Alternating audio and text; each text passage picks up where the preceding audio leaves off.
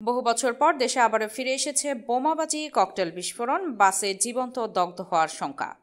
2014 সালে নির্বাচনের আগে পরে এবং 2015 সালে বিএনপির অবরোধ চলাকালে দেশ জুড়ে বাসে আগুন দেওয়ার যে সংস্কৃতি তৈরি হয়েছিল, এক দশক পরে তা যেন আবারও ফিরে এসেছে।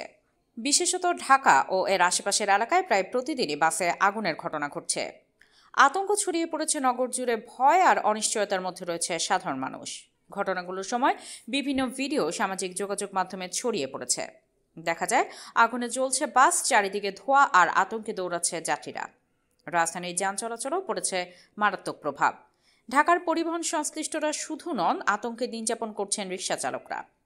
ঢাকার নিউ মার্কেট এলাকার এক রিকশা চালক বাঙালিয়ানাকে বলেন নিজের আতঙ্কের কথা।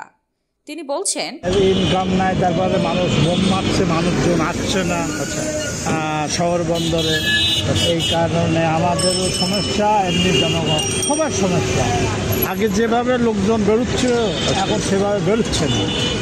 এদিকে সাধারণ মানুষের কেউ কেউ মনে করেন নির্বাচিত সরকার না এলে অস্থিতিশীলতা দূর হবে না। কাটাবনা এলাকায় বাঙালিয়ানার সাথে কথা হয় বেসরকারি বিশ্ববিদ্যালয়ের এক শিক্ষার্থীর। তিনি বলেন, বিভিন্ন ধরনের সমস্যা তো অবশ্যই হচ্ছে, আর আওয়ামী লীগ সরকারের যে পুরান যে নেতারা আছে তারাই তো হচ্ছে আসল ঝামেলাটা আমার মনে হয় তারাই করতেছে। এবং শুধুমাত্র বেসরকারি ইউনিভার্সিটির বাসেও না, সরকারি ইউনিভার্সিটির বাসেও বিভিন্ন ধরনের ঝামেলা হচ্ছে, যেটা আমরা প্রতিনিয়ত ভোগান্তিতে ভুগছি।